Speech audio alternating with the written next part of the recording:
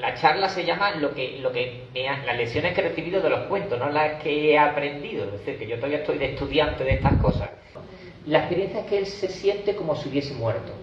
Se ve incluso en una iglesia como si lo estuviesen velando. Toda su vida es asumiendo un fracaso tras otro. Esa es la vida de San Ignacio. Y llega de fracaso a fracaso, evidentemente, hasta la santidad final. Santa Clara nos enseña algo muy importante. Los cristianos no somos buenas personas. Un cristiano es una persona enamorada. Santa Ángela, que tenía un ojo que veía a kilómetros, la mira y la interrumpe y le dice: ¿no quieres hablar un poquito conmigo? Dice: madre, hoy no, porque es que me siento tan fervorosa que no quiero romper este momento. Y Santa Ángela le fue dando larga, de manera que la pobre seguía allí de pie y ella charlaba con ella. O sea, si tuviese que definir lo que es el sacramento de la reconciliación, es el sacramento de la alegría. Es decir, es el sacramento en que todo lo que tiene a tus espaldas te lo quitan y te liberan. O sea, tú cada vez que escuchas a alguien que ha tenido una confesión de esa de pez gordo, como la que dice el Padre Pío, lo que te cuentan es que me he quitado una carga de encima que era insoportable y no me daba cuenta. En mi experiencia de vida es el que me cambió, y yo creo que es porque la Virgen María siempre es la que te lleva a la conversión. Esa es en definitiva, ¿no? Y la enseñanza fundamental de la Virgen María es la obediencia. Enhorabuena, papá, por estos 25 años de Maratania. Buenas tardes a todos y buenas tardes, Juan Pablo, y enhorabuena por los 25 años de la magnífica editorial. Me ha pedido Juan Pablo que haga la presentación, su presentación. Después explico por qué es la presentación. Y bueno, Juan Pablo pues nació lo conocéis casi todos, pero hago un mini resumen. Juan Pablo nació en Sevilla, estudió en Portaceli, no estuvimos en el mismo curso, pero no nos conocíamos entonces. Y bueno, hizo su carrera de Derecho, estudió Derecho en Sevilla. Cuando terminó Derecho se fue a Madrid, estudió, hizo el curso, hizo su máster de Dirección de Empresas, María de Molina, estuviste. Después estuvo 10 años también trabajando siempre en el tema de empresas multinacionales, pero él tenía una pequeña trampa, y era que en su casa, tu padre, que era médico, había traído muchísimos libros, muchísima lectura, bien a través de Guadalquivir, ¿no?, de la editorial Guadalquivir, o bien a través de Abengoa por Focus también, y ese veneno lo tenía en el cuerpo, y aunque se estaba dedicando a temas de empresas, pero en el año 2000, pues se planta, y es cuando crea esta editorial Maratania, ¿no? Nosotros nos hemos conocido a través de un club de lectura que los que estamos, Blanca también está, José Manuel, ahora mismo somos en un voluntariado, somos 140 voluntarios. Vamos a leer a las residencias de mayores. Tenemos 16 residencias y vamos leyendo todos los días y nos vamos turnando. Llevamos un año. Entonces ahí es cuando nos hemos conocido a través de un amigo en común que teníamos, y había muchas cosas que compartíamos. Por supuesto, somos creyentes, y pensábamos que el ir a leer a una residencia de mayores, se llama rezar leyendo, y pensamos que es una manera de rezar al acompañar a las personas mayores, ¿no? Entonces el gran descubrimiento fue, él tenía los primeros libros de su etapa, que son los grandes libros, Sevilla 360 grados, Teodoro Falcón con las casas sevillanas, que lo vimos la pasada semana, pero tiene lo que vas a hablar hoy, que son estas lecturas religiosas. Al principio parecía que eran como algo infantiles, que eran unos cuentos, ¿no?, porque lo veías así, pero cuando empiezas a leerlo, pues te das cuenta que, han arrasado en todas las residencias. Es decir, los mayores era el tipo de lectura que ellos querían. Era una lectura que es muy cercana, tiene unas ilustraciones fantásticas, y ha sido un éxito. Hemos leído ya desde el Padre Pío, Santa Ángela de la Cruz, San Ignacio de Loyola, Miguel de Mañara, que fue tu primer libro como Hermano de la Caridad, y realmente son muy interesantes estos libros porque es una lectura familiar, es una lectura bueno, que no es ni para mayores ni para niños, sino es una lectura para los antiguos, para el ambiente antiguo que teníamos en nuestras casas, que se hablaba mucho, que se compartían las cosas, que no había tanta tablet ni tanto individualismo, ¿no? Entonces es un libro muy bonito y realmente en una familia a mí me parece que es un acierto completo. Y bueno, y compartimos el club de lectura y somos amigos también, y ya no digo más, ya con esto lo dejamos.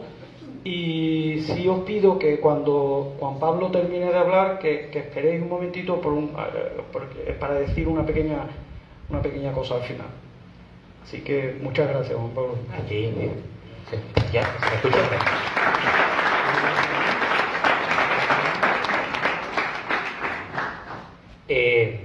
Muchas gracias. Tengo que me estás diciendo, Antonio, que ya ha presentado estupendamente lo que es la colección de libros Vida de Santos, que precisamente es lo que nos reúne aquí.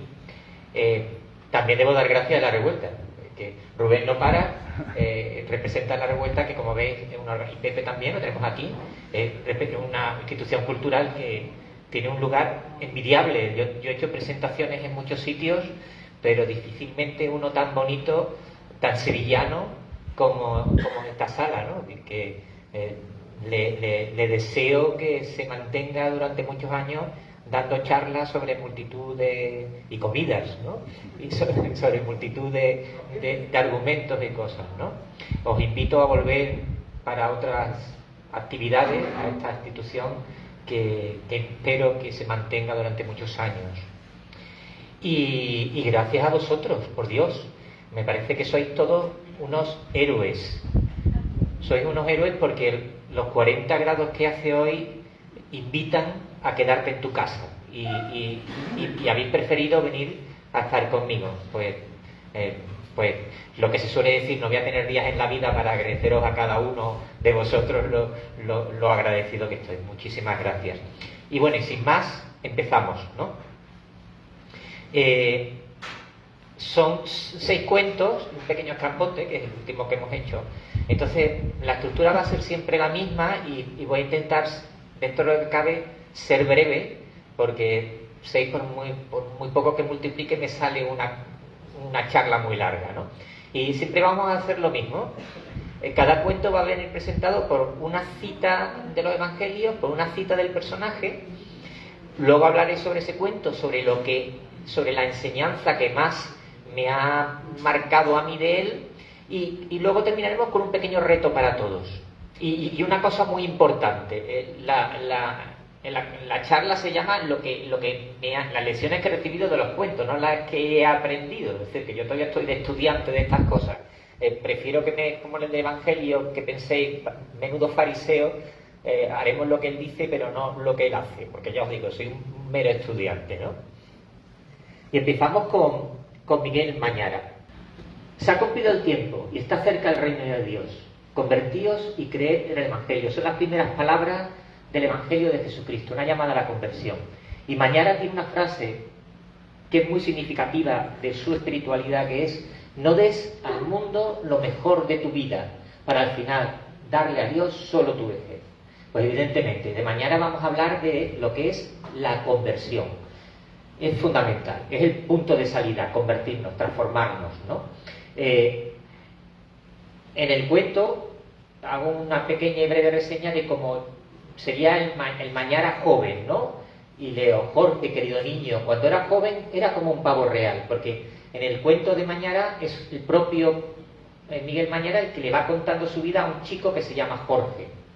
Vestía con los mejores ropajes que se veían en Sevilla, presumía de mi posición, saboreaba tener poder. Era gentil con las mujeres y me gustaban los toros y los torneos de caballeros. Me creía un hombre bueno, que no hacía mal a nadie, un buen cristiano que confesaba sus pecados todos los domingos de Pascua. En realidad un retrato de cualquiera de nosotros. Quizás no tengamos el poder de Mañara ni su riqueza, pero al fin de cuentas vivimos esa misma vida. Y él va a tener un primer aviso para darse cuenta de que eso no era suficiente. Él era muy joven y había quedado por la noche, iba con su fiel servidor, y la cosa es que de repente, cuando va por la calle Ataúd, que casualmente hoy se llama Vida y está en el barrio de Santa Cruz, le pegan un golpe, él se cae y tiene una experiencia. La experiencia es, y además es una experiencia cierta porque él la cuenta muchas veces, ¿no? La experiencia es que él se siente como si hubiese muerto. Se ve incluso en una iglesia como si lo estuviesen velando. Al final se recupera de esa experiencia, vuelve a su casa, a los días se entera de que lo que habían intentado era asesinarle, y él ya tiene una primera conversión. Él ve que vivir atado a las pasiones de este mundo es vivir como un muerto, y va a transformarse de vida. Él se casa con una mujer con la que va a ser muy feliz durante muchos años. Incluso, sabéis que el otro día lo dijo Teodoro, en 1649 fue una ataque trágica en Sevilla, porque es la peste y muere la mitad de la ciudad. Imaginaros una ciudad en la que ha muerto la mitad de sus habitantes. Los que se paseaban por el año 1650, lo que veían eran solares y solares vacíos, ¿no? ¿Cómo pudo cambiar la mentalidad de esa Sevilla imperial alegre, que era la meca del mundo, a convertirse en un lugar en el que habían muerto la mitad de los habitantes? Hay cosas extraordinarias que se pueden contar de ese momento, ¿no? Bueno, pues él lo vive muy felizmente con el señorío de su mujer, que está por Montejaque, y no le pasa nada, pero va a vivir una tragedia, que es la muerte de su mujer. Muere Jerónimo y él entra en una gran crisis, incluso se quiere hacer cartujo. Al final se hace hermano de la Caridad. La Caridad era por aquella época una hermandad que no tenía todavía demasiados años, que sobre todo se dedicaba a enterrar a los muertos, ¿no? Pues ahí va a tener un momento de conversión, el que va a descubrir una cosa que me parece una frase que es redonda, ¿no? Dice: la misma diferencia que hay entre nosotros y nuestros bienes es la que hay entre las obras hechas por nosotros mismos y las hechas con nuestro dinero. Él se ha dado cuenta que muchas veces nuestra vida cristiana es simplemente de un cumplir externo, pero que le falta algo profundo, ¿no? Y que tenemos que convertirnos y descubrir la verdad, ¿no? Y entonces, esta frase que dije al principio: no deja al mundo lo mejor de tu vida, para al final darle a Dios solo tu vejez. Pues voy a contar un poquito cómo surge su conversión, ¿no? Porque hay una cosa que es muy importante: la conversión es una gracia, no es algo que nosotros decidamos, es un regalo de Dios que hay que buscar, ¿no? Él tiene una frase que habla mucho sobre esa búsqueda, ¿no? Que es: el que pide misericordia, haya misericordia. Y así me pasó a mí, que solo soy un pecador. A mí, cuando estaba meditando sobre este cuento, me salió que era una imagen muy parecida a esta búsqueda de la conversión, a esta petición de la gracia, lo que hace un torero. Si os dais cuenta, un torero, cuando tiene enfrente al toro, se le arrima, se le acerca, se le cruza, hace muchas cosas para que al final tenga una faena con gracia. Pero no depende solo de las cosas que haga, depende de que al final esa gracia llegue y se transmita a los demás. Pues parecido es de lo que hablamos de la gracia de la conversión, ¿no? Y entonces hay una historia muy importante de Mañara, que es nada más que hay una cosa que le llama mucho la atención, es que era uno de los 24 de Sevilla. Los 24 de Sevilla era más que un concejal, era una de las personas que más poderío tenía en la ciudad, que cuando le quieren admitir, votan para ver si lo admite, hay unas peleas tremendas. Nunca se había discutido tanto sobre si Miguel Mañara debería pertenecer a alguna cosa, que siempre se daba por hecho, como en ese momento, porque era una hermandad de clase media y pensaban que iban a llegar Mañara y se lo iba a comer a todos, ¿no? Y lo primero que hacen, una vez que lo admiten, es que le ponen una bolsita para que pida limosnas por las calles de Sevilla. Imaginaros un personaje que vosotros conozcáis, un Bill Gates, cualquier persona rica que de repente aparezca pidiendo dinerito por las calles de Sevilla. Pues la gente lo que le hacía, un albañil, él lo cuenta, le dice: Mañara, hipócrita, tú lo que has venido es a engañarnos, ¿no? Entonces, esto era, él ni un maravedí logró recaudar. Sin embargo, esa experiencia de conocerse realmente lo que era él mismo, lo metió en su bolsa y empezó su transformación. Hay un segundo momento en Mañara, que ya es muy activo en su vida en la Hermandad de la Caridad, ya más cercano a reconocer la pobreza en el otro, que va paseando por el Guadalquivir un día estos terribles de lluvia y ve una choza y él se siente atraído a entrar. Y cuando entra se encuentra una escena terrible. Es una persona mendiga muerta. Él lo agarra con sus brazos como intentándole dar vida, pero se da cuenta de que está frío, que está muerto, y decide llevarlo a la caridad. Es cuando se le ocurre la idea de que sería bueno montar un hospital en la caridad. Los hospitales en esa época no eran los hospitales de hoy día, sino eran más un lugar donde se hospedase, que cualquiera pudiese refugiarse y no tuviese que vivir a la intemperie como este hombre abandonado a los pies del Guadalquivir, ¿no? Y tiene esta frase tan conocida de él que dice: Cristo seguía mendigando, enfermando y muriendo por las calles de Sevilla, y yo oraba para cada vez más compartir mi tiempo y mis bienes. Él se sintió responsable completamente de que ese hombre estuviese muerto. Él no se sintió una persona ajena a esa situación de mendicidad. Y ya decide todavía más ampliamente convertirse. Y le ocurre una cosa muy curiosa. Cuando deciden construir el hospital, veían que no tenían capacidad económica para hacerlo, de tal manera que no se decidían. Y un día llega un señor que se llama Luis. Ese Luis es alguien con muy poco dinero que se acaba de quedar viudo, y lo que hace es que le da a la caridad, a la Hermandad de la Caridad, toda su herencia para que se pueda construir el hospital, y él decide vivir de la limosna a partir de entonces. Se quedan tan admirados de lo que hace este hombre que se deciden. Como veis, aquí pongo un pasaje de los más conocidos del Evangelio, cuando el mismo Cristo alaba a una pobre viuda que da 2 moneditas, menos que nadie, pero esas 2 moneditas era todo lo que tenía.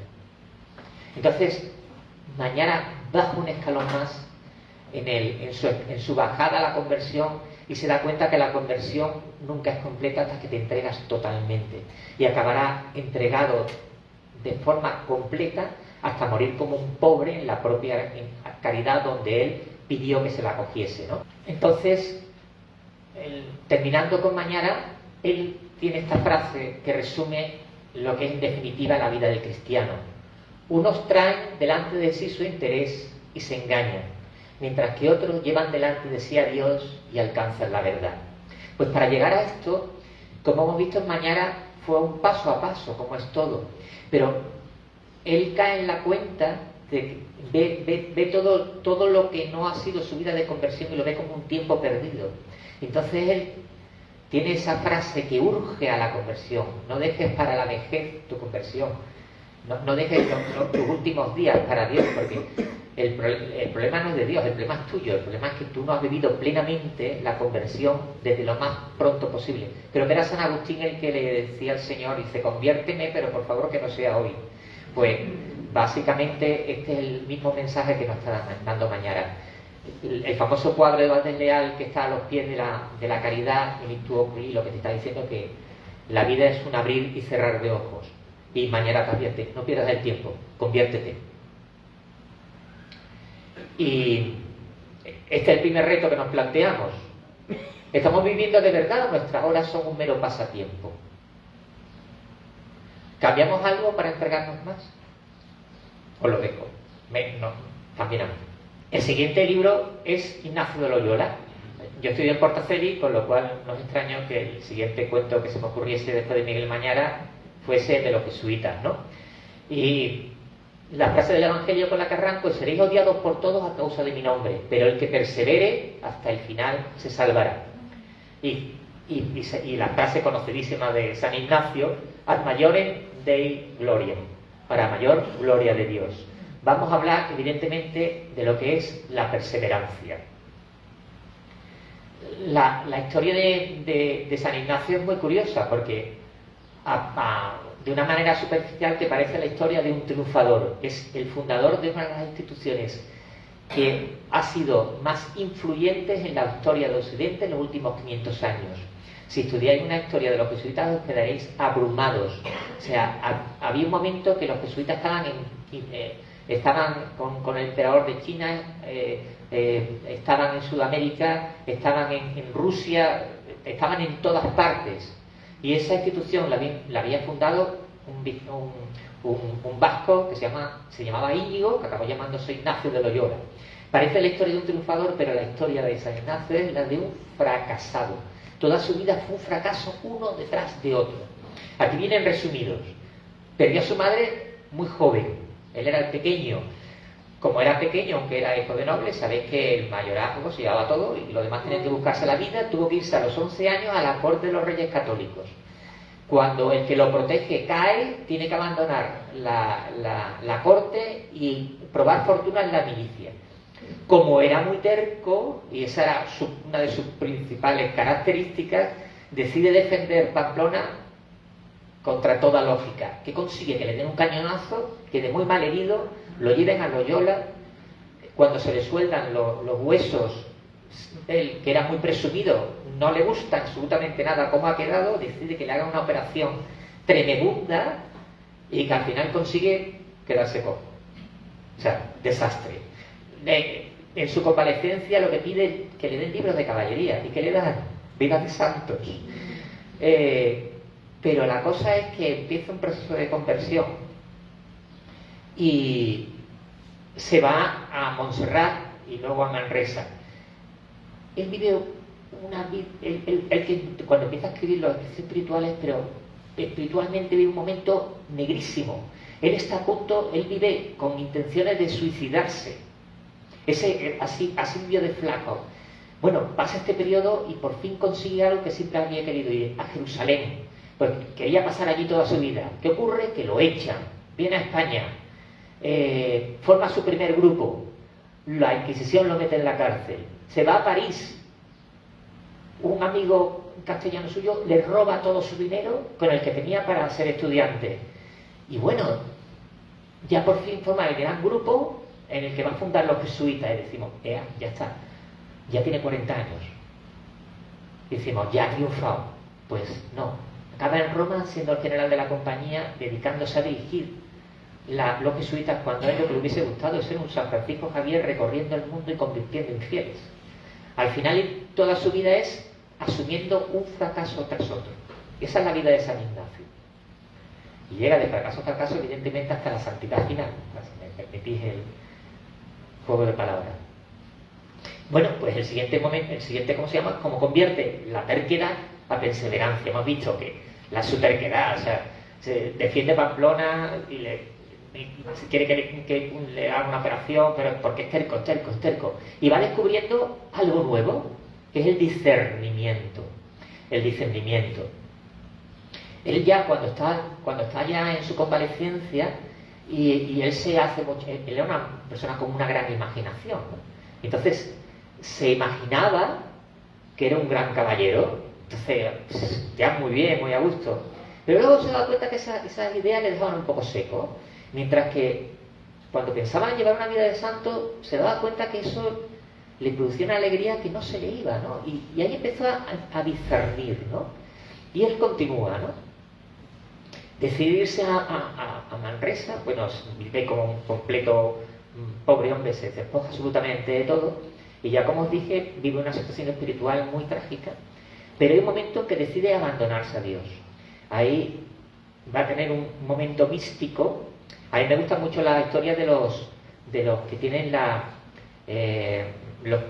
petumbativa. La petumbativa es una persona, es muy conocido el caso de Froissart, que era completamente ateo, era hijo del presidente del Partido Comunista Francés. Entró en una iglesia queriendo buscar un amigo y ve una vela, y en ese momento se convirtió y a los 5 segundos salió como católico.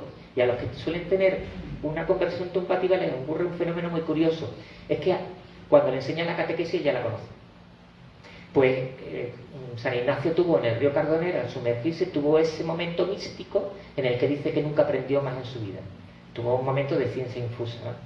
Bueno, pues una cosa que se me ha olvidado, que lo primero que hace cuando llegó de Loyola a Montserrat fue confesarse. Estuvo 3 días confesándose, 3 días, por escrito, pero confesándose con un benedictino. Es decir, cogió la gran herramienta católica para quitarte las piedras, para empezar una vida nueva, ¿no? Y luego, como os decía, en Martorell, al final decide abandonarse a Dios. Cuando va a Jerusalén y lo echan, que lo tuvieron que amenazar casi con excomulgarlo, él al final decide que si esa es la voluntad de Dios, pues realmente lo que necesita es estudiar, ¿no? Y ya en los siguientes momentos de su vida aprenderá lo que es el discernimiento. Aquí cuento una anécdota, por ejemplo, que cuando él ya está estudiando en Barcelona, él se distraía mucho con pensamientos que pensaban que eran muy elevados, ¿no? Pero lo que le impedían era estudiar. Y hace una fórmula de discernimiento que decir, bueno, estos pensamientos son muy buenos al principio, pero al final no me permiten estudiar, ¿no? Entonces dice, lo bueno de Dios es bueno desde el principio hasta el final, mientras que lo del malo puede ser muy bueno, incluso extraordinario al principio, pero acaba siendo algo malo, ¿no? Entonces, él, la norma de discernimiento lo va a aplicar todos los días de su vida a partir de entonces para ir aceptando cada una de sus situaciones, ¿no? De manera que aquí os digo que nosotros tenemos un ejemplo en San Ignacio, es decir, nuestra vida está llena de fracasos. En general, la vida de cualquier persona es un fracaso y un fracaso y un fracaso y un fracaso. Entonces, como San Ignacio, podemos aprovechar los ejercicios espirituales que él hizo, podemos aprovechar un retiro en Cursillo, un seminario en el Espíritu, una peregrinación a Santiago, una peregrinación a Jerusalén, una peregrinación a Medjugorje para cambiar y poder seguir perseverando y aceptando el fracaso, ¿no? Porque para él, esta frase viene en los ejercicios y resume todo lo que he dicho. La vida es esto, dice, el hombre es criado para alabar, hacer reverencia y servir a Dios nuestro Señor, y mediante esto salvar su alma, de manera que no queramos de nuestra parte más salud que enfermedad, riqueza que pobreza, honra que deshonra, vida larga que corta, y por consiguiente, en todo lo demás, solamente deseando y eligiendo lo que más nos conduce para el fin que somos criados. Es decir, San Ignacio nos está llamando a que nos importe poco nuestras circunstancias, sean buenas, mejores o peores, y que al final lo que nos importa es el sentido de la vida, y el sentido de la vida es el famoso lema de los jesuitas: todo es a la mayor gloria de Dios. Esa es nuestra búsqueda y punto. Y por tanto, los retos que nos planteamos es que si os viene bien un nuevo ejercicio, un retiro, una peregrinación, que lo hagáis o que lo hagamos, y que también buscáis formaros, leeros un libro religioso, ¿vale? Tenemos ya dos, tenemos que convertirnos por Miguel Mañara. San Ignacio nos ha dicho que lo importante en el fracaso es perseverar, dar el salto, no rendirte en el fracaso, siempre persevera y sobre todo que tu vida tenga sentido. Para él el sentido era la mayor gloria de Dios. Y ahora yo estoy enamorado de Santa Clara, completamente enamorado de este personaje, y vamos a hablar precisamente de vivir enamorados. Y Santa Clara, si no la conocéis, es quizá la principal discípula de San Francisco de Asís, es la que funda la rama femenina de los franciscanos, una mujer que tenía que ser guapísima, de una familia rica, que decide dejarlo todo por seguir a San Francisco y funda las Clarisas, ¿no? Pues Santa Clara nos enseña algo muy importante. Los cristianos no somos buenas personas. Quien considere, a mí una de las cosas que más me fastidia que me diga alguien es que soy una buena persona. Eso no es ser un cristiano. Un cristiano es una persona enamorada. Yo os lo voy a intentar explicar de una manera sencilla. Pensad en un médico, cualquier médico, el que visitáis cualquier día. Un médico puede hacer las cosas porque las tiene que hacer, por su norma, por cumplir, y sabéis cómo os trata. Sin embargo, ¿cómo es el médico que está enamorado de su vocación? Y al ver al paciente ve algo más que simplemente cumplir una norma. Una buena persona sería ese médico primero, que cumple perfectamente, que es un buen médico, que a lo mejor hasta te sana del cáncer. Y sin embargo, el otro tiene un plus. Es el plus del enamoramiento. En el cuento de Santa Clara de Asís, ella se escribió mucho con una otra santa, que es Santa Inés de Praga. Santa Inés de Praga es muy curiosa porque era la hija del rey Ottokar de Bohemia y podía haber sido reina o emperatriz.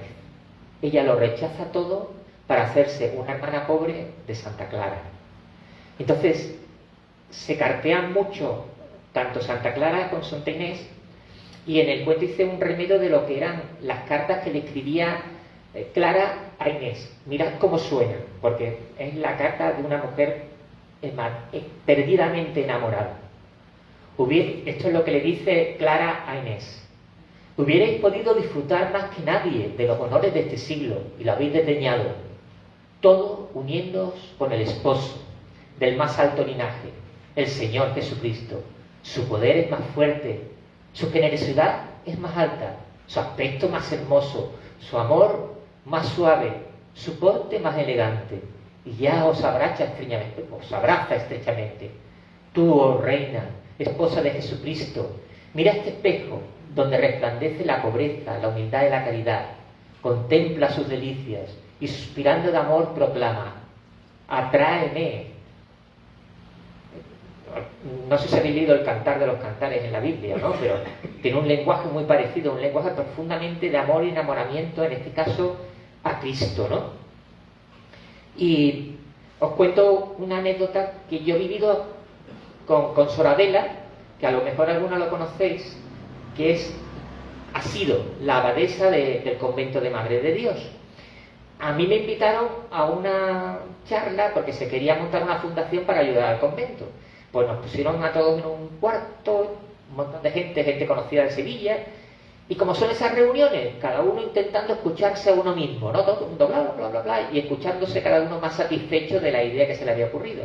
Y en la esquina había una monja, que yo no sabía quién era, luego me enteré que era la abadesa. Y ella estaba callada todo el tiempo, con una sonrisa perfecta.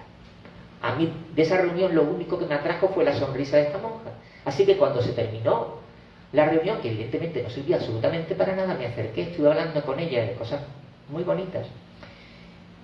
Y nunca se me olvidará, ella tenía cogida entre las manos la Biblia, ¿no? Y de repente, con una cara de arrobo, de enamorada, o sea, la cara que se tiene cuando estás químicamente enamorado, pero eso no era química, era amor definitivo. Cogió, besó la Biblia y dijo: ¿cuánto me queda por conocerte? Al final, cuando uno vive enamorado, lo que queremos es contemplar al otro y conocer al otro. De hecho, el cielo será una continua alabanza de enamorados. Eso es el cielo. Vivir el amor enamorado indefinido, siempre enamorados, ¿no? Pues yo me quedé pasmado y se me quedó grabado. La cosa es que al año siguiente tenía que publicar el libro sobre Sevilla y le pedía a Miguel Ángel, a vuestro amigo, que un día bueno para hacer fotos allí, porque era el conservador del convento. Entonces iba haciendo fotos y luego me quedé solo con Sor Adela. Estuvimos hablando de una conversación interesantísima. Que digan que las monjas no tienen ni idea de lo que ocurre en el exterior, sabían muchísimo más. Pues ella me contó que su conversión vino de una voz interior que ella no pudo rechazar, pero sobre todo lo que seguía era tan enamorada como el año anterior. Su enamoramiento no se terminaba, o sea, no es el enamoramiento de los novios, es un enamoramiento perfecto. Y entonces muchas veces no entendemos la vida de las religiosas, ¿no? Y tiene mucho que ver con la contemplación. Si os dais cuenta, en vuestra vida, solamente cuando nos contemplamos, las cosas adquieren realidad. Es decir, cuando sientes la mano cálida de tu hijo es cuando realmente ese amor se transmite. Cuando saboreas la comida y no simplemente te la tragas, es cuando realmente estás comiendo. Es decir, si no hay contemplación, estamos fuera. Es solamente cuando estamos contemplando es cuando realmente tenemos vida, ¿no? Y esa es la vida que nos enseña Santa Clara.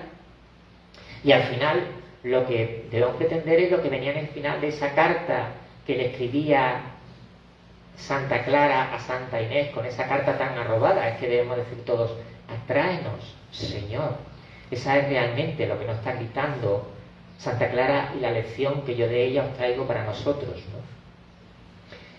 Y relacionado con esto, los retos que pienso que sería bueno que nos propongamos, contemplamos la belleza que puedo encontrar hoy en lo cotidiano. Tenemos que irnos acostumbrando a hacer unas pequeñas contemplaciones. La contemplación tan alta como Santa Clara, me temo que nos cae un poco lejos, pero si empezamos a enamorarnos de lo pequeño, de la belleza que tenemos aquí, simplemente de estar sentados, de estar sanos, de poder mirarnos, de poder escucharnos, de poder mirar las pequeñeces de la vida, que son enormes, nuestro corazón se va a hacer más grande.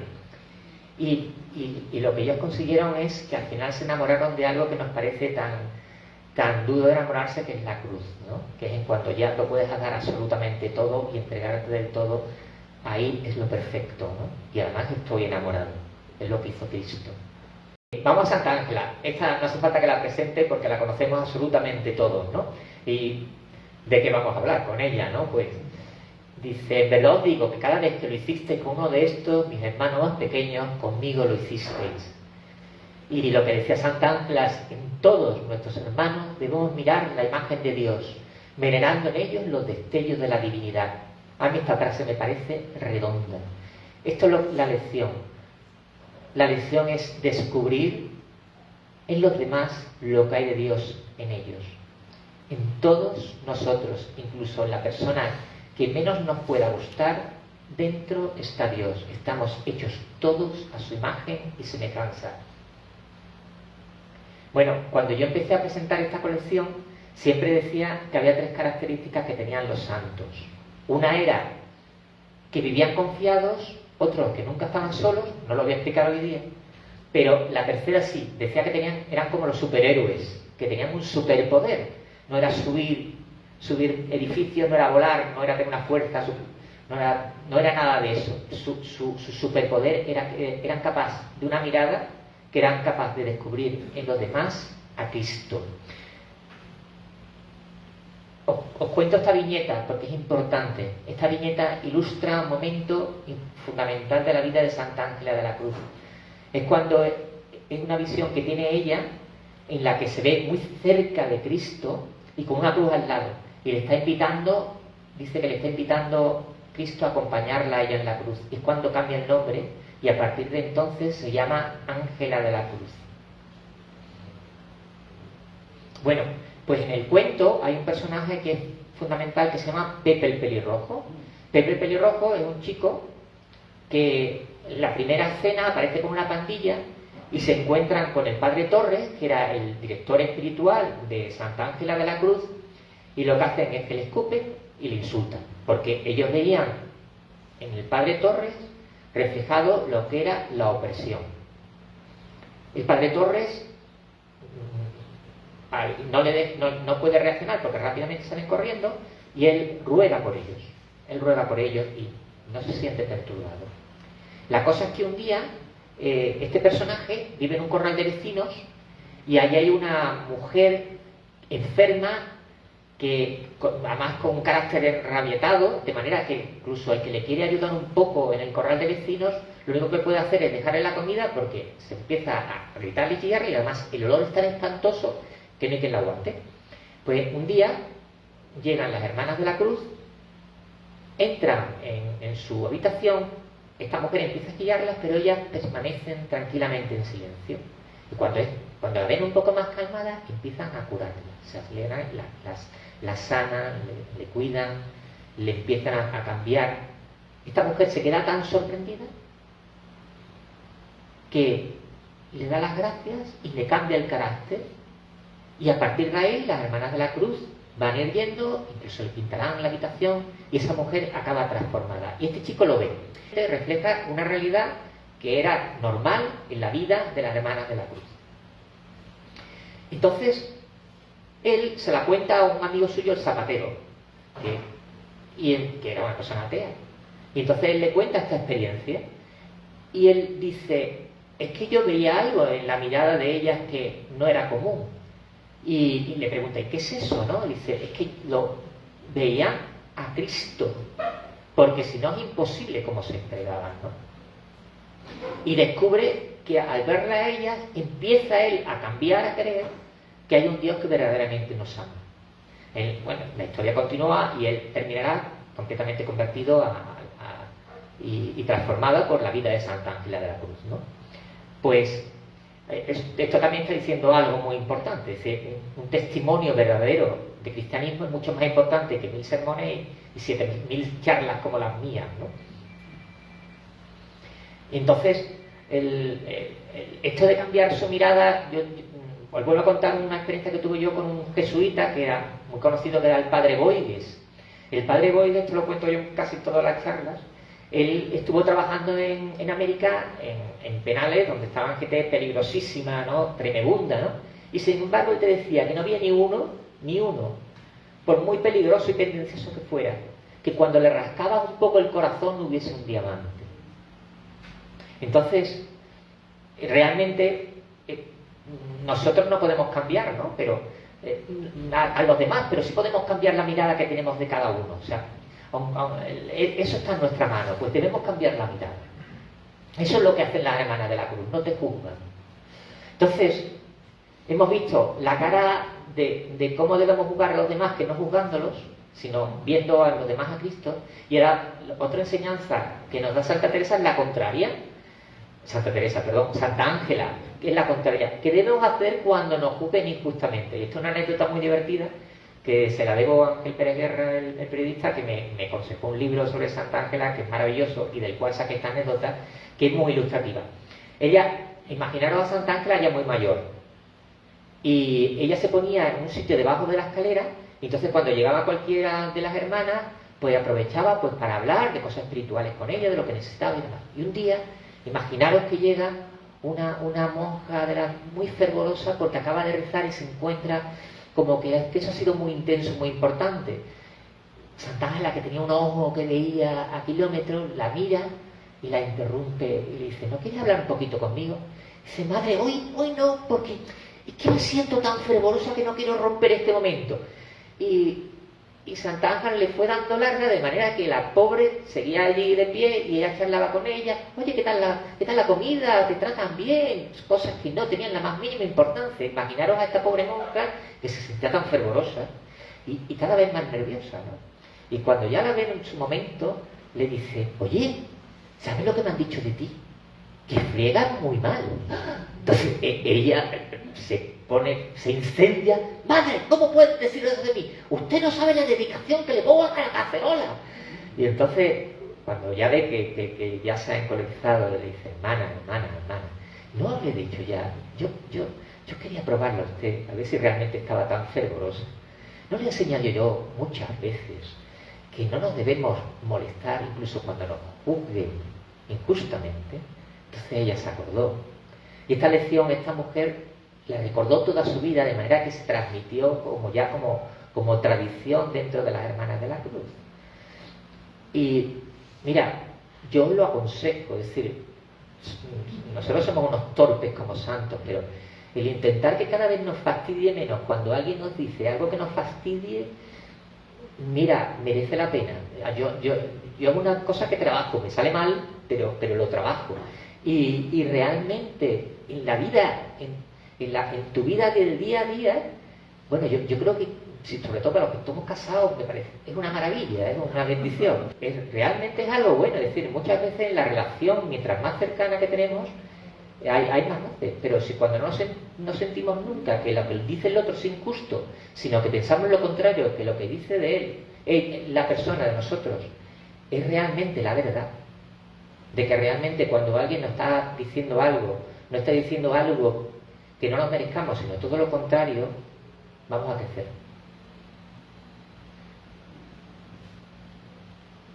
¿Vale? Bueno, pues está claro que pensemos en alguien al que nos cueste amar. Un vecino, entonces, esto es difícil, ¿no? Pensar en un vecino que os cae mal, no digo un político que no podáis ver, o un familiar, o sea, no levantéis la mano y empezar a decir, porque todos tenemos miles. Bueno, pues el reto es muy fácil.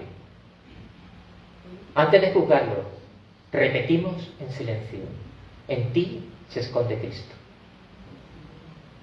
hasta la persona con la cual os más metéis. En él habita Cristo. Y esto que digo es una verdad para los católicos. No es una cosa que podamos decidir si sí o si no. No hay nadie sobre la tierra en el que dentro de él no esté Dios. Porque estamos hechos a su imagen y semejanza. El día que aprendamos esto, descubriremos un paraíso. Bueno, ¿conocéis todo el mundo al Padre Pío o no? ¿Hay quien no conozca al Padre Pío? ¿Todo el mundo conocéis al Padre Pío? Bueno, el Padre Pío es... Os voy a leer esto, ¿no? Estas señales acompañarán a los que crean, echarán demonios en mi nombre, hablarán lenguas nuevas, cogerán serpientes en sus manos, y si beben veneno no les hará daño, impondrán las manos sobre los enfermos y quedarán sanos. Y el Padre Pío, que es un asombro, lo que decía sobre él mismo: yo soy un misterio para mí mismo.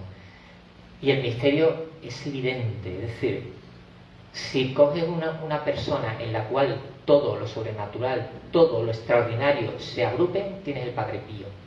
Aquí he querido ponerlo aquí no en modo transparencia, sino para que sea algo apabullante. Esto es una colección, que podían salir más simplemente de lo que vienen en el cuento que hizo José María Zabala, que este cuento, todos los cuentos los he escrito yo, menos este del Padre Pío, que lo escribió José María Zabala, que es de los máximos especialistas que hay en España en el Padre Pío. Pues, esto solo sale del cuento, es decir, los hechos extraordinarios del Padre Pío se cuentan a cientos, y no me atrevo a decir a miles, pero así. Simplemente os digo los más conocidos: los estigmas sangrantes, tuvo los estigmas de la pasión hasta su muerte, lectura de conciencias. Esto lo he conocido yo en otras personas. O sea, yo he conocido una chica, y me lo contó ella directamente, que no era el Padre Pío, fue con otro sacerdote, que llegó, se arrodilló, y lo primero que le dijo al sacerdote, dice: usted el problema que tiene es que no ha perdonado a su padre. Ella se quedó completamente planchada porque era realidad, es decir, es el don de la lectura de conciencias. El Padre Pío, él decía: tus pecados me los dices tú o te los digo yo. Así, literalmente. Incluso podía ocurrirle que era una persona que no conociese su idioma, y él lo entendía y él se entendía. ¿Cómo era eso? Tú me dirás. ¿Vale? Luego tenía la bilocación, es decir, podía estar en varios sitios a la vez. Hay muchísimos testimonios de que lo han encontrado por 70.000 sitios, ¿no? Y hay uno que es el perfume místico, que eso también un amigo mío lo ha vivido, ¿no? Cuando está cerca del Padre Pío, ya muerto incluso, se siente un olor especial y ocurren cosas asombrosas. Yo tengo unos amigos que pasaron por la tumba del Padre Pío y van de juerga a Italia, eran personas no practicantes, y lo primero que hicieron fueron uno detrás de otro al confesionario, arrepentidos de sus pecados, nada más que pasar por delante de la tumba del Padre Pío, y son amigos míos. Y que le pasó no voy a contar la historia completa, pero lo del perfume lo vivió durante mucho tiempo hasta que llegó su conversión final, ¿no? Bueno, y sanaciones las que queráis. No voy a relatar más porque no acabaríamos, ¿no? Pero fijaros, es apabullante. Entonces, al fin y al cabo, aunque todos estos hechos son asombrosos, es cuestión de fe. Es decir, lo extraordinario nos puede llamar a creer que una divinidad, o no.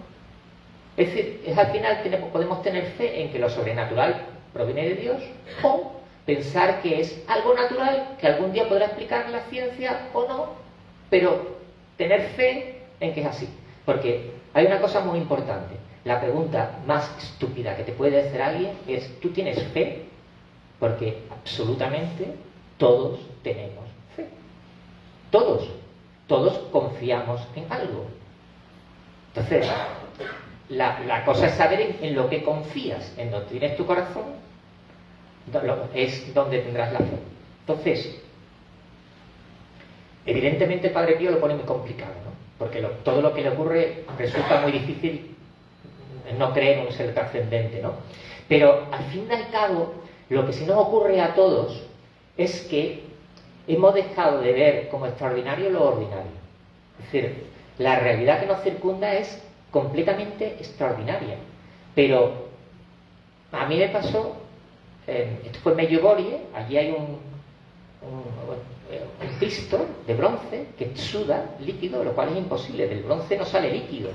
Tú lo ves, lo miras y a los 5 segundos te da exactamente igual. Ya lo has metido como que esto lo he visto, por tanto, como es real, es natural y no le busco significación. Tú ves un naranjo que da limones o manzanas y en cuanto has visto, qué asombroso, a los 5 segundos lo has convertido en algo normal y natural. Entonces, lo importante es que luchemos para que lo normal sigamos teniendo la aura de que es algo extraordinario. Vivimos, es extraordinario. Hay una cosa que si reflexionáis, la razón te dice que la existencia es imposible. Tú intentas razonar que existimos y no hay manera. O sea, nuestra razón no da. Lo normal es que no existiese nada. O sea, lo más racional es que la existencia no existiese. ¿Lo veis? Lo raro es que existamos. Es extraño la razón. Lo sabemos por experiencia, porque evidentemente estamos aquí y nos vemos, ¿no? Entonces, hay que volver a buscar en cada cosa de la vida lo que hay de extraordinario, incluso lo más normal, incluso levantarte por la mañana es un hecho extraordinario. La vida es un hecho extraordinario, no es normal que vivamos, pero estamos aquí y me estáis escuchando. Algunos le estará viniendo bien, a otros les estará viniendo mal, pero están viviendo la experiencia de la relación. Eso es extraordinario, no lo perdáis nunca. Y bueno, termino con el Padre Pío. El Padre Pío le daba mucha importancia a los sacramentos y a un sacramental que es el rosario.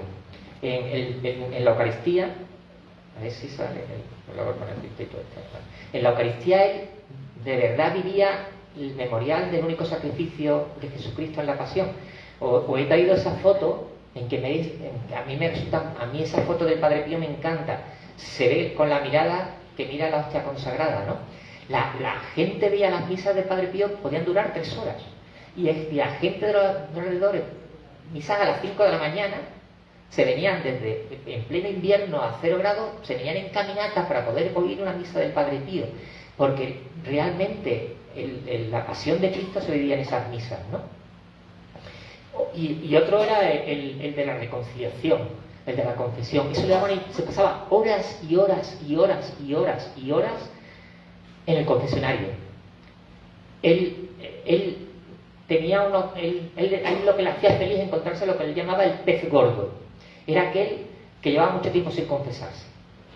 El otro día me recordaba mismo, esto de si va mujer, por consuelo, que me recordó el otro día una amiga nuestra que ella es protestante, irlandesa, y que un día le comentó que ella tenía desde joven una cosa aquí dentro de algo que había hecho mal y que no lograba sacarlo.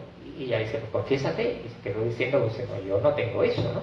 Y realmente el sacramento de la reconciliación es el sacramento de la alegría. O sea, si tuviese que definir lo que es el sacramento de la reconciliación, es el sacramento de la alegría, es decir, es el sacramento en que todo lo que tiene a tus espaldas te lo quitan y te liberan. O sea, tú cada vez que escuchas a alguien que ha tenido una confesión de esa de pez gordo, como la que dice el Padre Pío, lo que te cuenta es que me he quitado una carga de encima que era insoportable y no me daba cuenta. Entonces, era una obsesión del Padre Pío, y las horas que se pasaba el pobre hombre en el confesionario, porque sabía que era el mayor bien que hacía, son incontables. Y por último, el rosario. Él le daba mucha importancia al rosario. Él decía que era el paraíso, le decía una cosa muy graciosa, que era su arma, pues decía que con él siempre se sentía protegido, y que era el billete que te permite ingresar en el paraíso, es el Santo Rosario. Él rezaba, era uno de los milagros del Padre Pío, es la de rosario que rezaba al día, porque entre las cosas que hacía y no te sale el tiempo. O sea, realmente no hay tiempo. Había algo ahí que le permitía rezar todos los misterios del rosario todos los días sin ningún problema, y luego con toda su vida diaria, que no paraba. De hecho, simplemente con las horas de confesionario que hacía era para no tener tiempo, y escribía y hablaba, hacía, no paraba. Bueno, pues el reto del Padre Pío es, claro, analicemos la conciencia. ¿Cuándo nos confesamos por última vez? ¿Rezas el rosario? Esas son las enseñanzas del Padre Pío, muy sencillas y muy prácticas. Él era una persona muy práctica. y una persona increíble. Y por último, y ya con la Virgen María terminamos.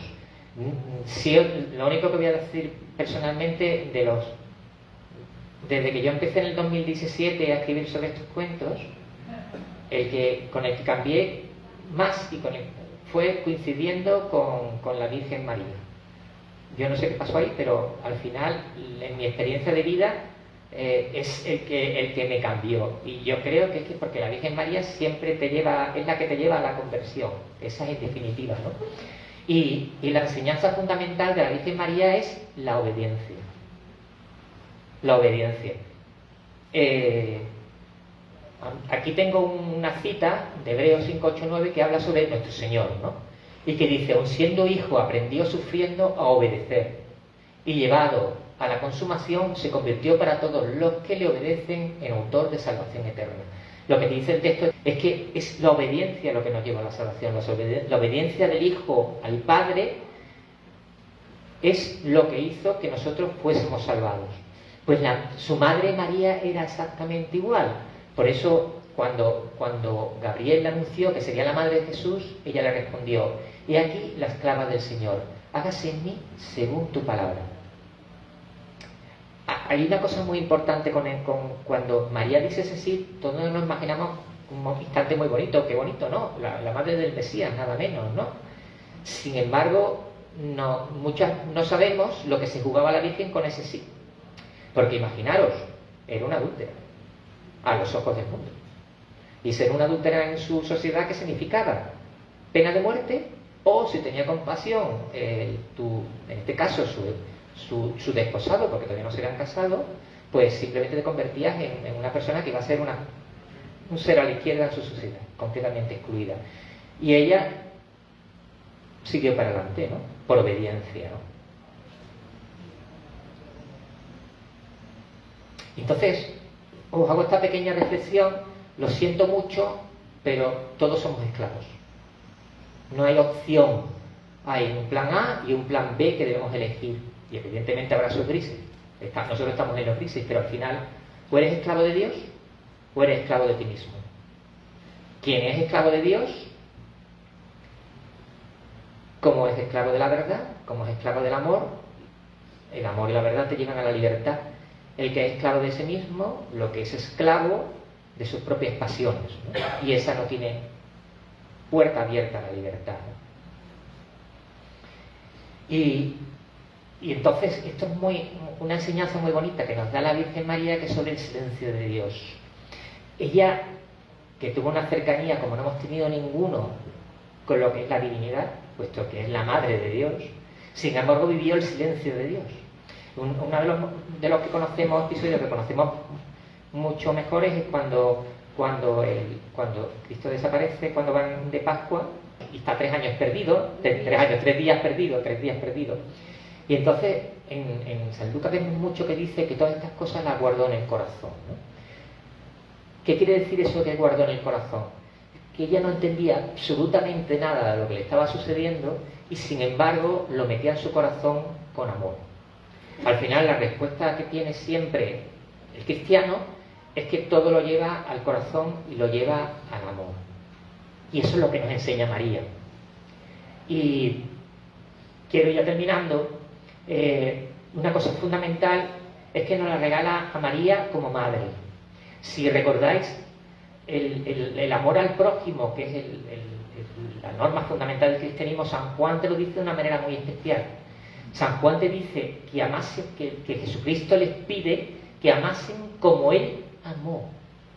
¿Cómo podemos amar como amó Cristo? ¿Y cómo podemos amar a su madre como la amó Él como hijo?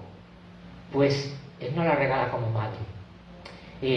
María es nuestra madre. Yo aquí os confieso, para mí la Virgen María durante mucho tiempo de mi vida fue más que una madre, una tía. Y gracias a que descubrir que no era una tía, sino que era una madre, pues lo que me lleva a María es a algo fundamental, que es que cada vez más el centro de tu vida sea Jesucristo, ¿no? Porque, en definitiva, ella nos lleva a Él. Y su lema, que lo dijo en la boda de Caná, es: haced lo que Él os diga. Es decir, sed obedientes. Bueno, pues vamos casi a concluir con esto. Los retos de la Virgen María han sacado una cosa que se llaman las 5 piedrecitas. Y bueno, yo os las pongo, y son muy conocidas, ¿no? Rezamos el rosario diariamente, ayunamos semanalmente alguna forma de sacrificio, leemos diariamente la Biblia, confesamos al menos una vez al mes, participamos en la Eucaristía, si es posible, cada día. Estas se llaman las 5 piedrecitas, no sé si las conocíais, yo os invito a que las conozcáis y en lo que podáis practicarlas. Porque al fin y al cabo lo que estáis haciendo es abrir vuestra perspectiva, vuestra vida y hacerla cada vez más profunda y sobre todo a lo que estamos llamados, que es a que nuestra vida, el centro, sea Cristo y, como decía mi querido San Ignacio, a darle mayor gloria, ¿no? Y concluyo simplemente anticipando el próximo cuento y simplemente aquí voy a poner lo que he puesto en todos sitios al principio, ¿no? Nosotros amamos porque Él nos amó primero, es lo que saco de los evangelios. Y de Santa Margarita María, que es la historia, porque el corazón de Jesús nos ama, quiere que le devolvamos amor por amor. Si os dais cuenta, hemos hablado con Santa Clara de estar enamorados de Cristo, hemos hablado con Santa Ángela de ver en Cristo a los demás, pero nos falta el caer en la cuenta de lo primero, lo fundamental. Dios nos amó primero, y porque Él nos amó, podemos nosotros amar. Entonces, aquí ya tenemos la rueda del círculo hecha. Amamos porque Él nos amó, y por tanto amamos a los demás porque Él nos ama. Y bueno, esto al que quiera, me gustaría, esto es el final del cuento de Santa Margarita María y el Sagrado Corazón de Jesús, y querría terminar como termina el cuento, que es con esta oración que el protagonista Pepe reza, y si me acompañáis los que queráis, es: Sagrado Corazón de Jesús, en vos confío. Muchas gracias. Se me olvidó. El mes de junio es el mes del Sagrado Corazón. Lo que queráis saber algo sobre el Sagrado Corazón de Jesús, pues mi mujer va a estar en la mesa y os va a informar. Y luego que esperéis un ratito también y vamos a tomar una cerveza y comer un poquito y estar entre amigos, que realmente es lo que somos aquí, amigos todos. Muchas gracias. Antes de que vaya por ahí el fondo, bueno, estoy aquí para poder dar primero las gracias a Siete Revueltas por dejarnos el local y a Antonio por presentar la presentación de mi padre. Buenas tardes a todos. Antes de empezar, quería dar las gracias a los que habéis hecho posible este encuentro entre amigos, y todos los que estáis aquí presentes, y los que vinisteis el jueves pasado, y los que intentasteis venir y no pudisteis venir. Por haber venido a acompañar a mi padre y a mi familia en un día tan especial como este. Me gustaría decirle algunas palabras a mi padre felicitándole. Como ya sabréis, se llama Juan Pablo Navarro Rivas. Enhorabuena, papá, por estos 25 años de Maratania. 25 años se dicen pronto.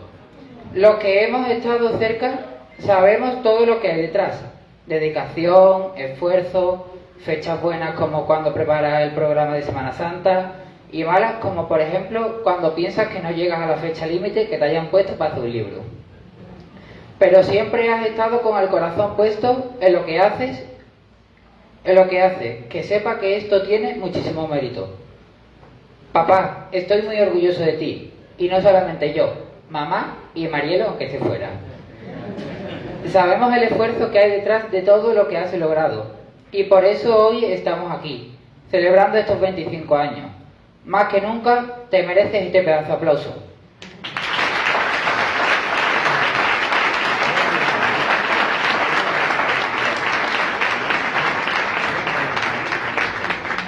Deseo de corazón que la empresa siga hacia adelante y que sigas escribiendo tus libros y cuentos de santos, y que el Señor te siga dando fuerzas como está haciendo para seguir sacando todo lo que se te ocurra. Porque sé y sabemos que lo haces con mucho cariño, mucha fe y esperanza, y que sepas que lo último que se pierde es la esperanza. Para finalizar, quería darle también las gracias a Sol Núñez, por favor, y a su hijo, que no está aquí presente, porque gracias a ellos vamos a poder tomar después un pequeño aperitivo, y sin ella no hubiese sido posible. Muchísimas gracias de todo corazón Por favor, un fuerte aplauso para ella.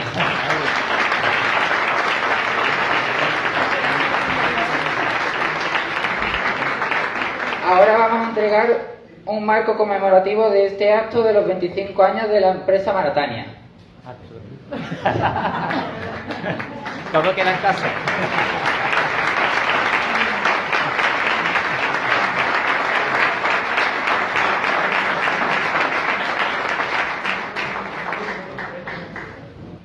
Antes de acabar, quería deciros que aquí, los padritos que están aquí, es para haceros fotos. Yo estaré por allí para haceros la foto en grupito y aunque sea solo. Mi padre también estará por allí por si os queréis hacer fotos. Ahora sí que sí, llegó lo bueno, a comer, a disfrutar de un rato de charla con los amigos y sobre todo a comprar, que de aquí no sale nadie sin libro, ¿eh? Hasta que eso no salga de aquí no sale. Muchísimas gracias, felicidades papá y que te quiero.